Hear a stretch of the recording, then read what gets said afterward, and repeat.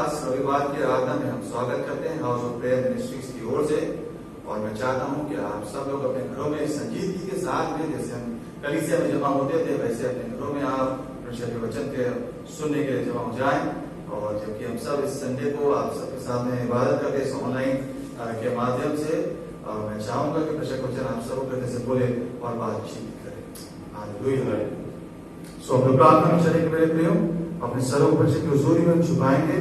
Hallelujah. प्रभु आपका धन्यवाद देते हैं प्रभु कि आप हमारे अच्छे परमेश्वर हैं प्रभु जी। मायने नहीं लगता कि हम किस समयों में जी रहे हैं पिता परमेश्वर, चारों तरफ क्या चल रहा है परमेश्वर, मायने लगता है कि आपका वचन हमसे क्या कहना मांगता है पिता परमेश्वर। हम सब यहाँ पर जमा है प्रभु जी, आपके कहे अनुसार प्रभु जी, कि हम प्रभु आपके वचन से सीखने पाए, सुनने पाए प्रभु। हम चाहते हैं प्रभु हम सबके हृदय से बोले और बातचीत करें प्रभु जी, और वो बातें प्रभु जो आप कहना मांगते हैं प्रभु अपने दास के द्वारा आप हमसे कहें प्रभु जी। और उन्होंने प्रभु जी कि हम प्रभु जी उस रूप में तब्दील होने पाए, उन बातों को जाने प्रभु जी, क्योंकि इस समय में हमको जान लेना आवश्यक है पिता परमेश्वर। जितने लोग सुनते हैं सबको आपके हाथ में सौंपते हैं पिता परमेश्वर, खासतौर पर इस समय को आपके हाथ में सौंपते हैं प्रभु जी। आपके आत्मा की आजादी को ले रहे थे पिता परमेश्वर, हम नाम से बाइंड करते हैं प्रभु जी। और हम चाहते प्रभु जी कि आपका आत्मा सारी चीजों को कंट्रोल करने पाए प्रभु जी। आप अधिकार दें, क्योंकि आपके वचन का बीज बोया जाता है पिता परमेश्वर। हम चाहते हैं सबके जीवनों में 100% फल को लेकर के आने पर उसी के नाम से मांगते हैं। आमीन आमीन। सो मेरे प्रियो, इस समय होकर परमेश्वर के दास आमोस वचन के द्वारा परमेश्वर के वचन को सीखेंगे। आप सबों को उद्धारकर्ता यीशु मसीह के सामर्थ्य और पवित्र नाम में जय मसीह की। मेरा पूरा विश्वास है प्रभु नाम सब आनंदित है। और जबकि आज हम परमेश्वर के वचन को सीखने के लिए एकत्रित हुए हैं, हम सब मिलकर के अपने संपूर्ण ध्यान को परमेश्वर के वचन की ओर लगाएं। Let the word speak. परमेश्वर का वचन हमारे जीवन से बातचीत करने पाए। बीते 2 सप्ताह पूर्व हमने परमेश्वर के भवन में परमेश्वर के उस प्रभुदृष्टि के विषय में हमने अध्ययन किया था, गॉड्स फेवर। और आज मैं उस विषय पर आपको आगे लेकर जाना चाहता हूँ। मेरा पूरा विश्वास है बीते अध्ययन में जो कुछ हमने सुना और सीखा वो आपको याद होगा, आप उस पर मनन कर रहे होंगे और आशीषित हो रहे होंगे। तो लगातार हम परमेश्वर के सन्मुख में उन वचनों को ध्यान में रख करके परमेश्वर के वचनों को सीखे, अपने जीवन के अंदर में उन वचनों को हम ग्रहण करें। मैं फिर से उस वचन पर आपके ध्यान में लेके जाना चाहता हूँ। लूका सुसमाचार उसका पहला अध्याय 28 पद से लेकर 38 पद तक। Gospel of Luke chapter 1 from verse 28 to 38। स्वर्गदूत ने उसके पास भीतर आकर कहा, आनंद और जय तेरी हो, जिस पर ईश्वर का अनुग्रह हुआ है, प्रभु तेरे साथ है। वह उस वचन से बहुत घबरा गई और सोचने लगी यह किस प्रकार का अभिवादन है।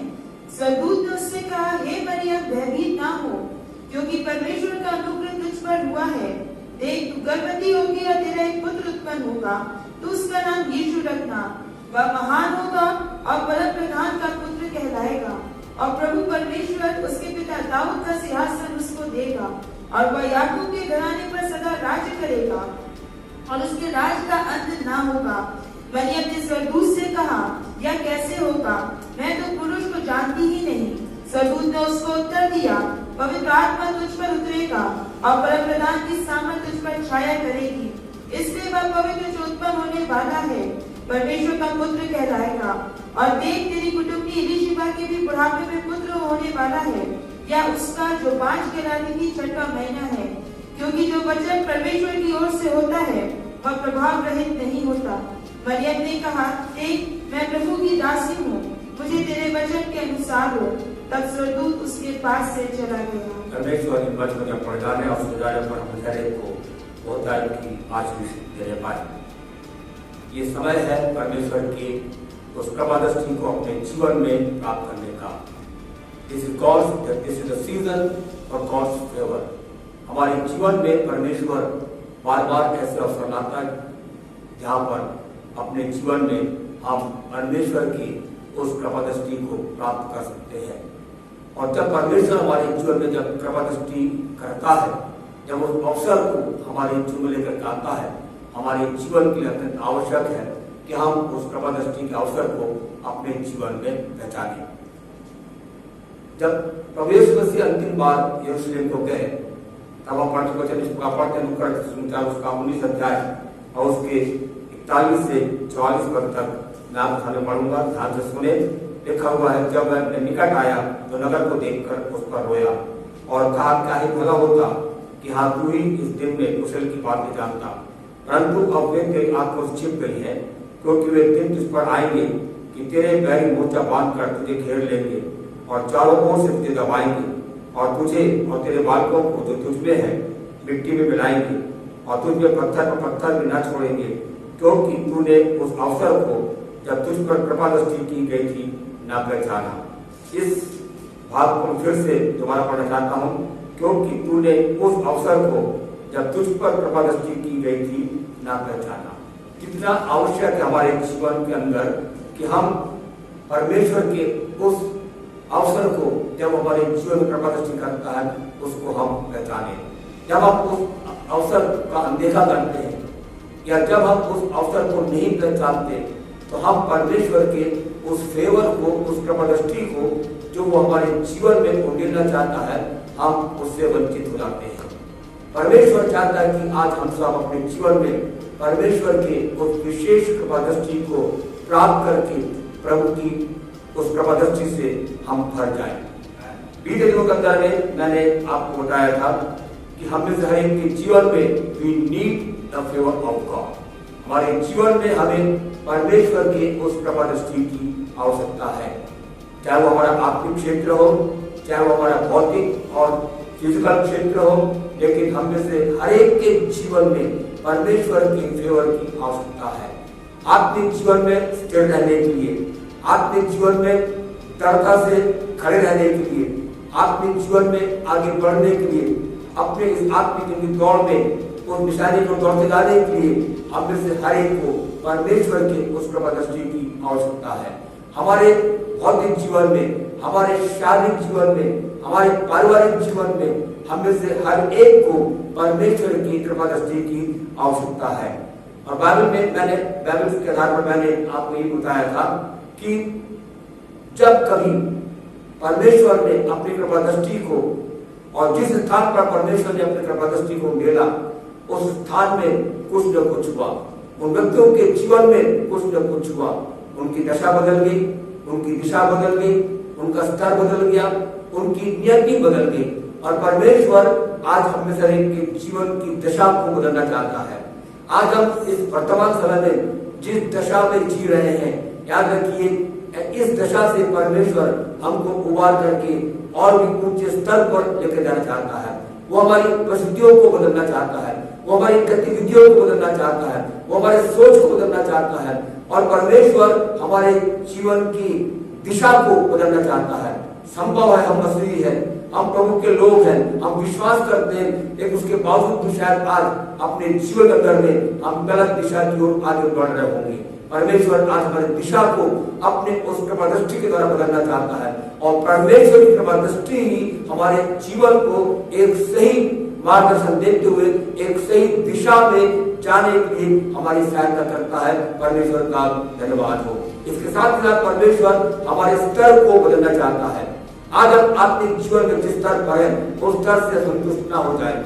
आज हम जिस स्तर पर पा जाते हैं उस स्तर से परमेश्वर हमको और भी एक दूसरे स्तर पर और भी ऊंचे स्तर पर परमेश्वर हमको लेकर जाना चाहता है और वो हमारे जीवन की नियति को भी बदलना चाहता है। और केवल इसमें परमेश्वर की कृपा दृष्टि है जो हमारे जीवन में हमारी सहायता कर सकती है।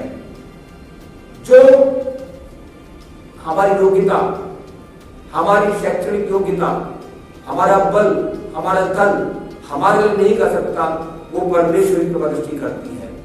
जो बल और जो सामर्थ, जो शक्ति और जो युक्ति हमारे जीवन को जिस स्थान पर नहीं पहुंचा सकती उस स्थान पर परमेश्वर की कृपा दृष्टि हमें पहुंचा सकती है। इसलिए अपने जीवन को परमेश्वर के उस फेवर को प्राप्त करने के लिए अपने आप को तैयार करें। मैंने आपको पिछली बार 2 बातें बताया था। वो है कि परमेश्वर की कृपा दृष्टि हमारे जीवन में मार्ग को खोलती है, द्वार को प्रशस्त करती है। हमारे जीवन में परमेश्वर की कृपा दृष्टि हमारे लिए हर प्रकार के बंद द्वारों को खोल देती है, हर प्रकार के रास्तों को परमेश्वर की कृपा दृष्टि समझा कर देता है और हमारे जीवन को परमेश्वर की कृपा दृष्टि आगे बढ़ाती है। सो आज इस प्रातःकाल के समय में अपने जीवन के अंदर में हम खुश हो जाएं, हम प्रोत्साहित हो जाएं, क्योंकि परमेश्वर की कृपा दृष्टि हमारे जीवन के अंदर हमारे लिए द्वार को खोलती है। हमारे बताया नौकरी के क्षेत्र में परमेश्वर की कृपा दृष्टि हमारे लिए द्वार को खोलती है, हमारे फाइनेंस के लिए परमेश्वर की कृपा दृष्टि हमारे लिए द्वार को खोलती है। फिर मैंने आपको बताया कि मरियम वो एक ऐसी युवती थी जिसके जीवन में परमेश्वर का कृपा दृष्टि, परमेश्वर की कृपा दृष्टि एक विशेष रूप से, एक अलौकिक तरीके से उसके जीवन में हुआ। और इंग्लिश में लिखा हुआ है शी वॉज हाईली फेवर्ड। उसके जीवन में परमेश्वर ने विशेष कृपा दृष्टि किया था। आज मैं आपको बताऊंगा why Mary was chosen to be the mother of Jesus। आज मैं आपको बताऊंगा कि क्यों मरियम अपने जीवन के अंदर में परमेश्वर ने मरियम को चुना ताकि वो उद्धारकर्ता यीशु मसीह की माता बन जाए। क्या उस नगर में केवल ये अकेली कन्या थी? उत्तर है नहीं। क्या ये मरियम इसके जीवन के अंदर में कोई ऐसी विशेष खूबी थी, कोई योग्यता थी जिसकी वजह से परमेश्वर ने उसको यीशु की माता होने के लिए चुना? उत्तर है नहीं। क्या उसके अंदर में और भी कोई विशेष खूबी या योग्यता थी जिसकी वजह से परमेश्वर ने उसको चुना? उत्तर था नहीं। क्या नासरत नगर में केवल यही एक युवती थी? उत्तर है नहीं। लेकिन परमेश्वर का विशेष फेवर उसके जीवन के अंदर हुआ, इसीलिए परमेश्वर ने उस मरियम को चुन लिया और वो यीशु की माता बनने पाई। प्रभु का धन्यवाद हो। परमेश्वर का फेवर, गॉड्स फेवर हमारे जीवन के अंदर परमेश्वर के साथ संबंध को जोड़ती है। आवर रिलेशनशिप विद गॉड हमारे संबंध को स्थापित करती है और परमेश्वर आज हमारे जीवन में अपने उस कृपा दृष्टि को उंडेल करके यही काम करना चाहता है कि मेरा और आपका संबंध परमेश्वर के साथ में एक गहराई के साथ में जुड़ जाए। परमेश्वर का धन्यवाद हो। बाइबल में बताती है, हम सब इस बात को ठीक से जानते हैं, चिन्ह पर चिन्ह पद है, यूहन्ना 1:12 में लिखा हुआ है, जितने उस पर विश्वास किया उतनों को उसने परमेश्वर के संतान होने का अधिकार दिया। फिर पहला यूहन्ना 3 अध्याय उसके पहले पद में लिखा हुआ है, प्रेरित यूहन्ना कहता है, देखो पिता ने हमसे ऐसा प्रेम किया कि हम उसके संतान कहलाएं और हम है नहीं। फिर आगे की जब आप पढ़ते हैं तो पहला पत्रस उसका 2 अध्याय उसके 9 पद के अंदर में पत्रस कहता है, तुम्हें चुना हुआ वंश, याजकों का समाज, राजपदधारी, परमेश्वर के पवित्र लोग और परमेश्वर के निज प्रजा हो गए हो। ये हमारा सौभाग्य है कि परमेश्वर ने मुझको और आपको अपनी कृपा दृष्टि को मेल करके उसने हमें चुन लिया है। ये chosen us, उसने हमें चुन लिया है। कितना बड़ा सौभाग्य। हमें कोई ऐसी योग्यता नहीं थी, हमें कोई ऐसी खूबी नहीं थी, लेकिन उसके बावजूद परमेश्वर ने हमारे जीवन को उसने चुन लिया ताकि हमारा संबंध परमेश्वर के साथ में हो जाए, एक संतान के रूप में, एक प्रजा के रूप में। और इतने ही नहीं, प्रकाशित का पहला अध्याय उसके 5 और 6 पद में लिखा हुआ है, He has loved us and He has washed us with His precious blood। उसने हमसे प्रेम किया और उसने अपने पवित्र लहू से उसने हमारे पापों को धोया और उसके बाद बाइबल कहती है उसने अपने लिए एक राजा और याजक बना दिया। कितनी बड़ी पदवी परमेश्वर ने अपनी उस कृपा दृष्टि के द्वारा मुझको और आपको दिया है। इसके लिए हमारा हृदय धन्यवाद से भर जाना चाहिए। इसके लिए हमारा हृदय, हमारी आत्मा परमेश्वर के प्रति आभार से भर जाना चाहिए। और इसलिए आज के प्रातःकाल के समय में मैं आपको बताना चाहता हूँ, हमारे जीवन के अंदर में परमेश्वर की कृपा दृष्टि हमारा बीच में उस संबंध को जोड़ती है। यदि आज हमारे जीवन के अंदर में, यदि आज वचन को सुन रहे हैं, यदि हमारे जीवन में आज भी यदि हमारा रिलेशनशिप, हमारा संबंध परमेश्वर के साथ सही नहीं है, याद रखिए परमेश्वर हमारे जीवन के अंदर में अपनी कृपा दृष्टि को बहुतायत के साथ में और विशेष तौर से जिस प्रकार मरियम के जीवन के विषय में बाइबल में बताया गया है कि she was highly favoured by God. परमेश्वर का विशेष और एक विशिष्ट और एक विशेष परमेश्वर का वो कृपा दृष्टि उसके जीवन में हुआ। उसी प्रकार परमेश्वर हमारे जीवन के अंदर में एक विशेष कृपा दृष्टि को मिल करके हमारे साथ संबंध को स्थापित करना चाहता है। आइए हम आज प्रातःकाल के समय में प्रभु की उपस्थिति में आ जाएं, प्रभु के पास आ जाएं और प्रभु के सामने में हम टूट कर कहने पाए, प्रभु मेरे जीवन में अपनी कृपा दृष्टि को ले लिए ताकि मेरा संबंध आपके साथ में स्थापित हो जाए। मुझको भी सौभाग्य प्राप्त हो जाए कि मैं आपका संतान कहलाऊं। मुझको भी सौभाग्य प्राप्त हो जाए कि मैं आपकी रीत प्रजा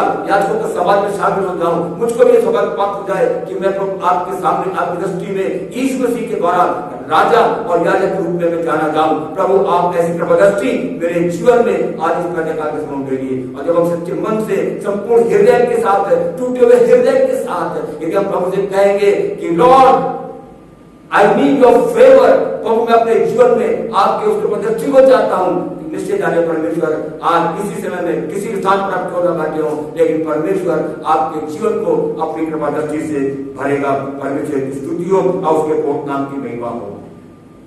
मरियम वो नासरत में रहने वाली थी। नासरत एक छोटा सा नगर था, बहुत ही छोटा। That was an insignificant city, एक ऐसा शहर जो ज्यादा प्रचलित नहीं था। कई लोग उस नगर के बारे में जानते भी नहीं थे, लेकिन प्रभु का धन्यवाद हो, परमेश्वर ने उस छोटे एक अनजाने नगर में रहने वाली मरियम को परमेश्वर ने उसको चुना और अपने कृपा दृष्टि को उसके जीवन में उंडेला। कई बार हमारे जीवन के अंदर में लोग हमारे जीवन को हमारे भूतकाल की बातों के आधार पर हमारे जीवन का आकलन करते हैं। कई लोग हमारे बैकग्राउंड को देखकर, हमारी पृष्ठभूमि को देखकर लोग हमारे जीवन का आकलन करते हैं।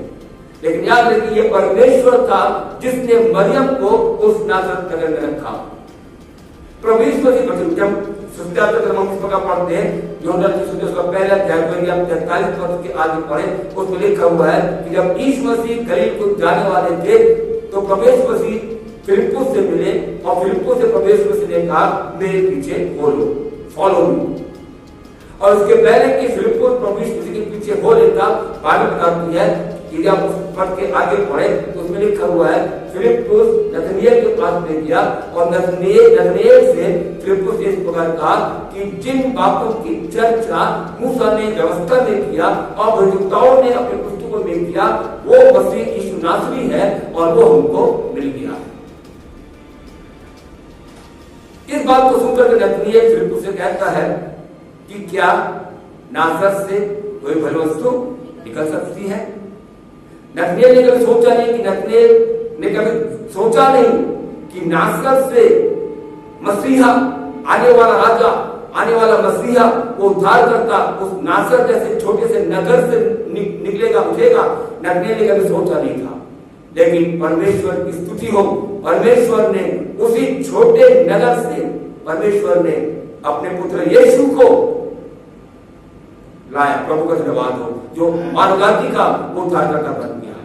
हमारे जीवन के अंदर हम हमारी पृष्ठभूमि कैसा, हाउ इज आवर बैकग्राउंड, ये कोई मायने नहीं रखता। परमेश्वर में हमारे अंदर कितनी योग्यता है ये परमेश्वर कोई मायने नहीं रखता।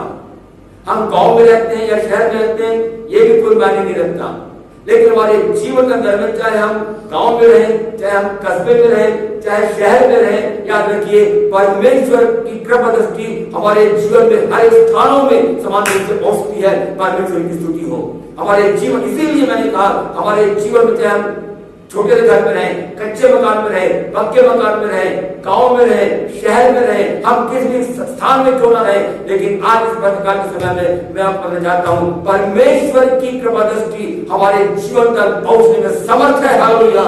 इसलिए आज इस वर्तमान के समय में उस महान कृपा दृष्टि को अपने जीवन में प्राप्त करने के लिए हम लायक हो जाए।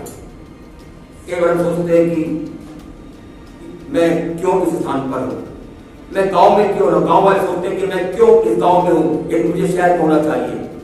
शहर में रहने वाले सोचते हैं कि अच्छा होता यदि मैं विदेश में होता। शहर में रहना सोचते हैं कि मैं इससे किसी बड़े शहर में होता तो मेरे लिए और अच्छा होता। लेकिन आज मैं परमेश्वर के वचन का आधार पर करना चाहता हूं। हमारे जीवन का लोकेशन परमेश्वर निर्धारित करते हैं।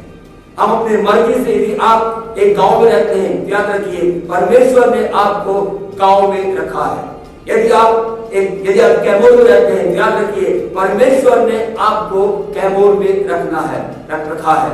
और इसलिए एक बार फिर से बात को गणतंत्र बताना चाहता हूं, हमारे जीवन अंदर में हमें कहाँ रहना, हमारे स्थान को निर्धारित करता है हमारा परमेश्वर, क्योंकि वो जानता है किस स्थान में रह करके हमको रख करके परमेश्वर किस स्थान में रख करके हमारे जीवन में उस प्रबंधन को मिल सकता है, वो परमेश्वर जानता है। आदम हव्वा को सृष्टि करने के पश्चात परमेश्वर ने आदम हव्वा से ये नहीं कहा तुम लोग जहां जाते हो, मैंने धरती की रचना कर लिया है, तुम लोग जहां जाते हो वहां पर रहो, ऐसा परमेश्वर नहीं कहा। लेकिन प्रभु का धन्यवाद हो, परमेश्वर ने उन आदम हव्वा के लिए एक स्थान को लोकेट किया और परमेश्वर ने कहा इसी अदरवाद में रह करके तुम लोग फूलो फलो और पृथ्वी को भर दो। और परमेश्वर की इच्छा ये थी कि आदम हव्वा मिल करके जिस स्थान पर परमेश्वर ने उनको रखा है, जिस स्थान पर परमेश्वर उसको उनको नियुक्त किया है, उसी स्थान में रह करके परमेश्वर की आज्ञा का पालन करते हुए वे फूलते फलते और आगे बढ़ते जाए। ये परमेश्वर की इच्छा उनके जीवन के लिए था। याद रखिए परमेश्वर ने हमको जिस स्थान पर लोकेट किया है, परमेश्वर ने जिस स्थान पर मुझको और आपको लोकेट किया है, याद रखिए परमेश्वर उसी स्थान में अपनी कृपा दृष्टि को बहुतायत के साथ में उंडेल करके हमको आगे बढ़ाएगा, हमको फुलाएगा और फुलाएगा। एक उदाहरण देना चाहता हूँ, इसहाक के बारे में हम सब जानते होंगे। इसहाक गैर देश में गया और बाइबल बताती है जब इसहाक वहां पर गया, गैर देश में अकाल पड़ा। परमेश्वर ने इसहाक से कहा कि तू इसी देश में रहना, इसी अकाल के समय में अकाल के देश में यहाँ रहना। परमेश्वर की आज्ञा का पालन करते हुए इसहाक उसी गैर देश में जहां पर अकाल छाया हुआ था वहीं पर रह गया।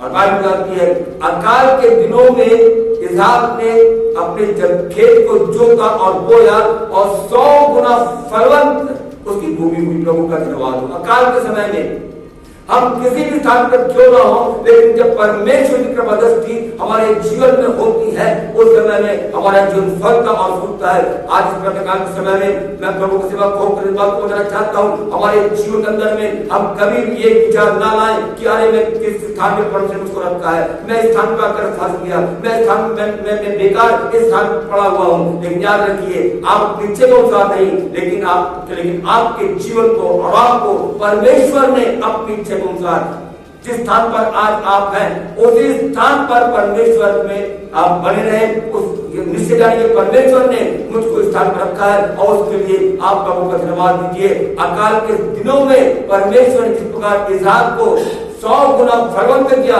उसी प्रकार परमेश्वर हमारे जीवन में आज हम किसी भी क्षेत्र में किसी भी स्थान पर क्यों ना हो, उस स्थान पर जब पवित्र हमारे जीवन में होगी, परमेश्वर उस स्थान पर हमको फलाएगा फुलाएगा। हालेलुया। ओम परमेश्वर का धन्यवाद हो। मेरे मम्मी डैडी बर्मा से सेकंड वर्ल्ड वॉर के समय में इंडिया में आए। मेरे पापा वहां पर बर्मा कंपनी में काम करते थे। द्वितीय विश्व युद्ध के समय में अभियुद्ध के तौर पर शरणार्थियों के तौर पर बर्मा से पैदल लगभग 3 महीने की यात्रा करते हुए वे लोग भारत पहुंचे। और भारत आने के बाद किसी प्रकार वो लोग जबलपुर शहर में पहुंचे और वहां से किसी ने उनको इस कैमूर का बात बताया और किसी ने उनसे कहा कि आप कैमूर चले जाइए। और मेरे पापा उस व्यक्ति की बात मान करके कैमूर आ गए। मैं जिस जानता हूँ उस समय कैमूर तो बहुत ही छोटा था, कैमूर को जानता नहीं था, नक्शे में तो उसका नाम ही नहीं था। लेकिन मेरे पापा और मेरी मम्मी इस छोटी नगरी कैमूर में आ गए। लेकिन प्रभु का धन्यवाद हो, मैं इस बात को आज में करते कर सकता हूँ कि मेरे मम्मी पापा को परमेश्वर ने उस समय में इस कैमूर नगरी में उनको लोकेट किया। जबलपुर शहर में पहुंचने के बाद कुछ महीने वहां रहने के बाद संभव था कि वे उसी जबलपुर जैसे बड़े शहर में वो रह जाते, लेकिन परमेश्वर की इच्छा उनके जीवन के लिए और कुछ था। परमेश्वर उनके जीवन की तरफ और कुछ कराना चाहता था, इसलिए परमेश्वर उनको जबलपुर से कैमूर लेकर के आया। कैमूर में रह करके छोटे क्षेत्र में उनको किसी भाषा में नहीं आती थी, लेकिन उन्होंने प्रभु की सेवा को आरंभ किया और परमेश्वर का धन्यवाद हो। उनके जाने के बाद भी आज प्रभु की सेवका जारी है और परमेश्वर अपने कार्य को कर रहा है। और मैं इस बात को बड़े प्रभु की महिमा के लिए बड़े गर्व से बात करना चाहता हूँ। इस छोटी नगरी कैमोर में परमेश्वर ने इस कलीसिया को लोकेट किया है और इस कलीसिया के द्वारा सैकड़ों लोग उद्धार को प्राप्त किया, अनेक जवानों को परमेश्वर ने तैयार किया और प्रभु की महिमा के लिए करना चाहता हूँ। आज देश विदेश में इस कलीसिया में उद्धार पाए हुए भाई बहन आज भी पाए जाते, प्रभु का धन्यवाद हो। वे प्रभु बढ़ रहे हैं। तो प्लेस स्थान छोटा है बड़ा मायने नहीं रखता है, हम गांव में है या शहर में कोई मायने नहीं रखता है, हमारा बैकग्राउंड कैसा है ये भी कोई मायने नहीं रखता है, लेकिन जो मायने रखता बात ये है कि we need the favour of God. हमारे जीवन में हमें परमेश्वर के उस फेवर की आवश्यकता है। प्रभु का धन्यवाद हो।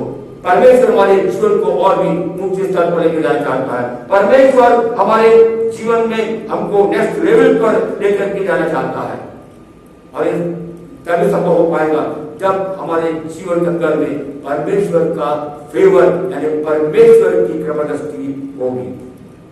परमेश्वर ने जिब्राइल दूत को मरियम के पास में भेजा और मरियम के पास दूत आकर के दूत ने इस प्रकार कहा, यदि आप सुनकर उसका पहला अध्याय उसका 21 पद से मैं आपके सामने पढ़ता हूँ, आप ध्यान से सुनिएगा। लिखा हुआ, देख तू गर्भवती होगी, तू और तेरे पुत्र उत्पन्न होगा, उसका नाम यीशु रखना। वह महान होगा, वह प्रधान का पुत्र कहलाएगा और प्रभु परमेश्वर उसके पिता दाऊद का सिंहासन उसको देगा। वह याकूब के घराने पर सदा सर्वदा राज्य करेगा और उसके राज्य का अंत न होगा। और जब दूत ने मरियम से इस प्रकार कहा, तब मरियम ने उस दूत से एक सवाल किया जो पाया जाता है उसके 24 पद के अंदर में, जिसमें लिखा हुआ है, मरियम ने एक सवाल दूत से किया, ये कैसे होगा? How shell it be? ये कैसे होगा? परमेश्वर ने दूत को भेजा, दूत ने जो संदेश परमेश्वर ने मरियम के लिए दिया उस संदेश को मरियम तक पहुंचा दिया। उस संदेश को सुनने के बाद मरियम के अंदर में एक प्रश्न उत्पन्न हुआ और वो उस दूत से जिब्राइल दूत से कहती है, यह कैसे होगा? हमने कितने वचन को सुना है, हमने कितने संदेशों को सुना है, कितने प्रभु के महान दासों के द्वारा हमने एक अभिषिक्त एनॉइंटिंग संदेश को हमने सुना है। प्रभु के आत्मा ने कई बार हमारे लिए बातचीत किया, कई प्रतिज्ञाओं को हम तक हमारे जीवन के लिए कलीसिया के लिए पहुंचाया, लेकिन कितनी बार हमारे जीवन में हम ये सोचते हैं, ये कैसे होगा, ये कैसे पूरा होगा, ये कैसे होगा, ये कैसे होगा? मरियम के जीवन में भी यही सवाल उत्पन्न हुआ और वो कहती है, ये कैसे होगा? जब वो ये सवाल दूत से करती है, ये कैसे होगा, इसका मतलब है आज तक तो कभी ऐसा हुआ नहीं, इट नेवर हैपेंड बिफोर, कभी हुआ नहीं, कैसे होगा, कैसे होगा? लेकिन आज हमारे जीवन के लिए एक खुशखबरी ये है, जब हमारे अंदर में ऐसा सवाल उत्पन्न होता है कि ये कैसे होगा, परमेश्वर का वो वचन कब पूरा होगा, हमारे जीवन में समस्या का समाधान कब होगा और मेरे जीवन के लिए कब मार्ग खुलेगा, मेरे लिए द्वार कब खुलेगा? अनेक ऐसे प्रश्नों से जब हमारे जीवन घिरे हुए हैं, ऐसे समय में एक बात मैं बताना चाहता हूं मेरे प्यारे भाई और बहन, हमारे जीवन में परमेश्वर is going to do something. वो हमारे जीवन में कुछ ऐसा करना चाहता है जो आज तक हमारे जीवन में नहीं हुआ। जब मरियम पूछती है कैसे होगा, तो वो उस सवाल के साथ में इस बात को दर्शा रही है कि आज तक ऐसा कभी भी मानव इतिहास में नहीं हुआ। और याद रखिए, परमेश्वर की कृपा दृष्टि मेरे और आपके जीवन में उन कार्यों को करना चाहती है जो आज तक हमारे जीवन में नहीं हुआ। परमेश्वर की कृपा दृष्टि हमारे जीवन में, हमारे परिवार में, हमारे घर में, कलीसिया में उन कार्यों को करना चाहती है जो आज तक नहीं हुआ। याद रखिए, परमेश्वर अपनी कृपा दृष्टि को हमारे जीवन में उंडेरना चाहता है और जब परमेश्वर अपनी कृपा दृष्टि को हमारे जीवन में, हमारे घर में, हमारे परिवार में, कलीसिया में जब परमेश्वर अपनी कृपा दृष्टि को उंडेरेगा, तो याद रखिए ऐसे ऐसे काम होंगे जो इसके पहले कभी भी नहीं हुआ। उसके लिए अपने आप को तैयार करें। Let us prepare our heart. प्रभु मैं अपने जीवन अंदर में आपके ऐसी कृपा दृष्टि को चाहता हूं जो इसके पहले कभी नहीं हुआ। मैं अपने जीवन में ऐसे ऐसे कार्यों को देखना चाहता हूँ, अपने घर में, अपने फैमिली में, अपने जीवन में मैं ऐसे काम को देखना चाहता हूँ जो आज तक कभी हुआ नहीं है, और इसके लिए मुझे आपके फेवर की जरूरत है। अपने फेवर को मेरे जीवन में आपको दे दिए। ओ परमेश्वर अपने फेवर को हमारे जीवन के अंदर में उड़ेलना चाहता है। एक बात मुझे मरियम की बहुत अच्छी लगती है, वो पाया जाता है लूका उसका पहला अध्याय उसके 37 पद वर्ष 37 पढ़ी करवानी से। लूक 1:37 क्योंकि जो वचन परमेश्वर की ओर से होता है, जो वचन परमेश्वर की ओर से होता है वह प्रभाव रहित नहीं होता। वह प्रभाव रहित नहीं होता। इंग्लिश में लिखा हुआ है with God nothing is impossible. परमेश्वर के लिए कोई भी बात, कोई भी काम असंभव नहीं है।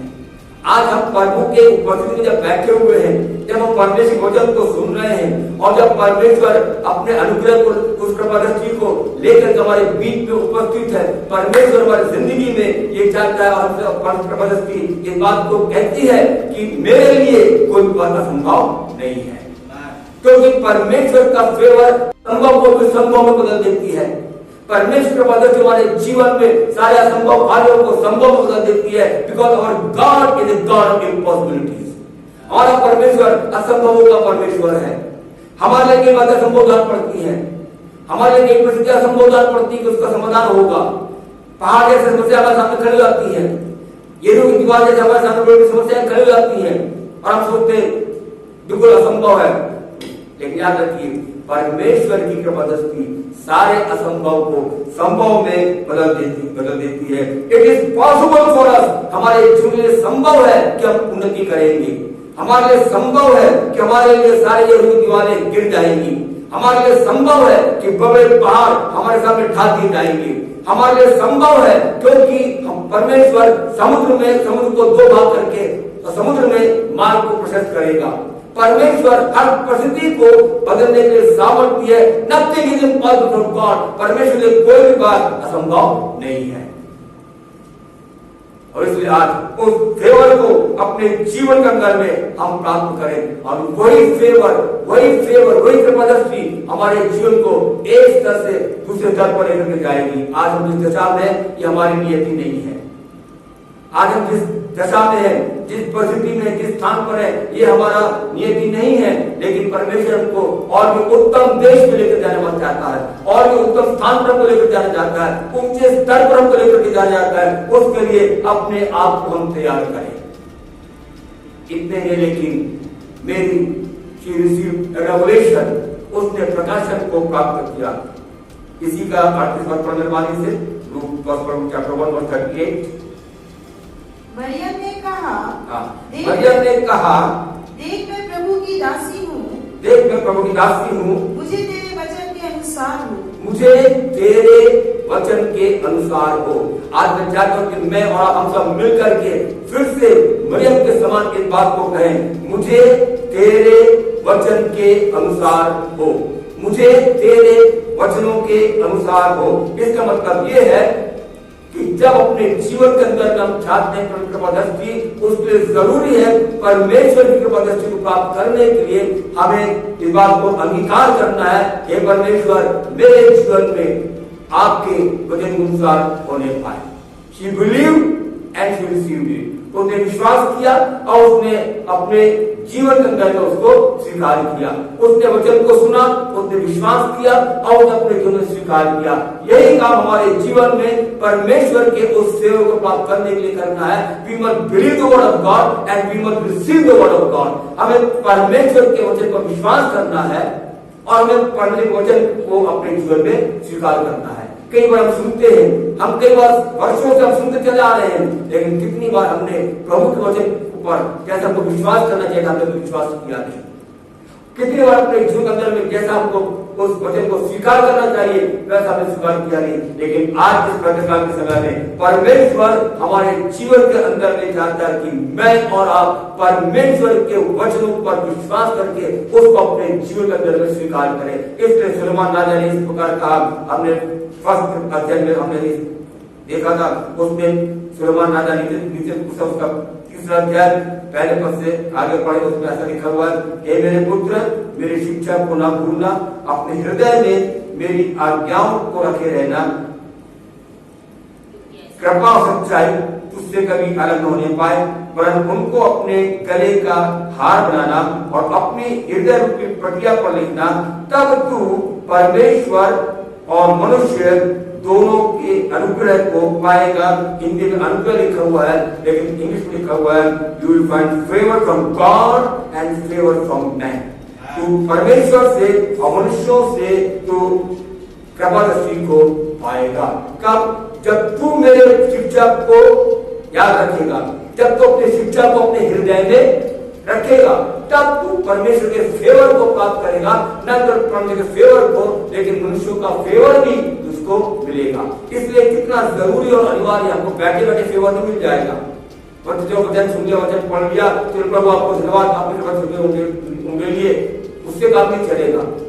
हम कुछ कई बार ऐसा होगा, कुछ करना नहीं चाहते, लेकिन हम परमेश्वर के फेवर को अपने जीवन में चाहते हैं, ऐसा करना होगा नहीं। परमेश्वर के फेवर को प्राप्त करने के लिए हमारे जीवन के अंदर जब वे वचन को सुनते हैं, जब वे वचन को पढ़ते हैं, बड़े के समान को कहना है, हे परमेश्वर, तेरे वचन के अनुसार मेरे जीवन में होने पाए। मैं आपके वचन को अपने जीवन में स्थान देता हूँ, देती हूँ। मैं आपके वचनों को मैं स्वीकार करता हूँ, स्वीकार करती हूँ। तब याद रखिए, जब वचन को हम ग्रहण करेंगे, हमने बहुत वचन सुन लिया, लेकिन अब इस समय है परमेश्वर के वचन को अपने जीवन में ग्रहण करने का। वर्तमान समय में पूरे दुनिया की परिस्थिति को जब देखेंगे तो ये सारी बातें इस बात की घोषणा कर रही है, हमारे प्रभु यीशु मसीह का आना बहुत निकट है।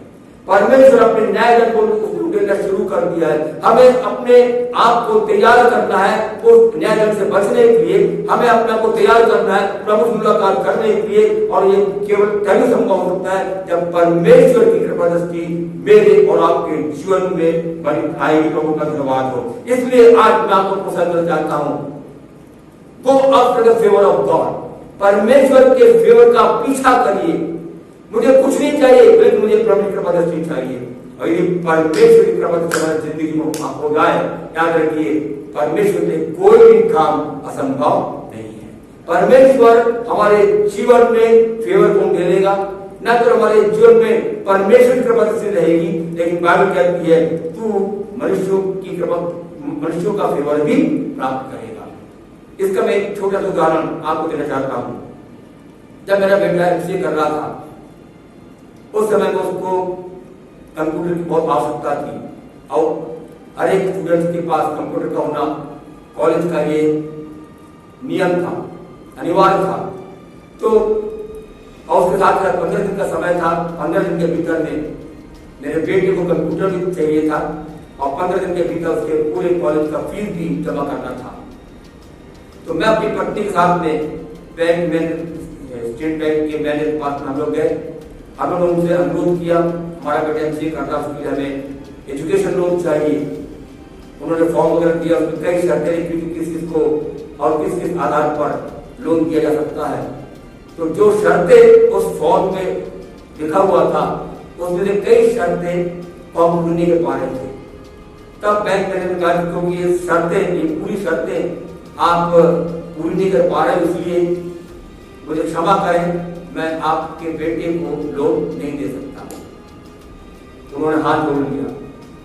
हम लोग निराश मन से हम लोग वापस लौट कर आ गए।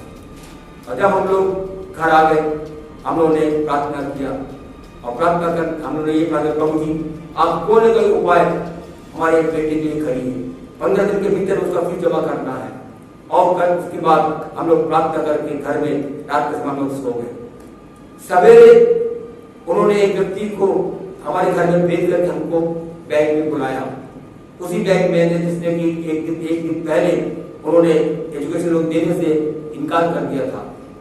और जब हम लोग बैंक पहुंचे तो उन्होंने कहा कि रात भर मैं सो नहीं पाया, बहुत बेचैन था, मैं आपकी आउट ऑफ द वे जाकर के मैं हेल्प करना चाहता हूँ।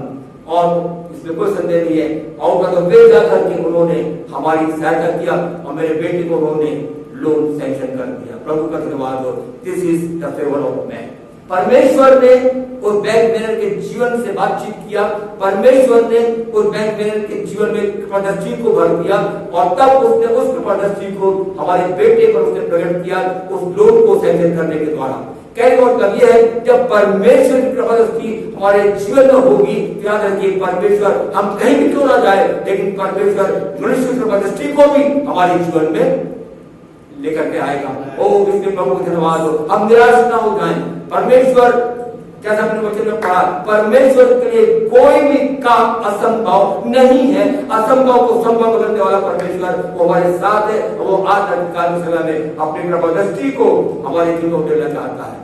हम अपने जीवन में आज काल के समय किसी भी क्षेत्र में हमें परमेश्वर की जिस कृपादृष्टि की आवश्यकता है उस कृपादृष्टि के लिए परमेश्वर को पुकार उठे।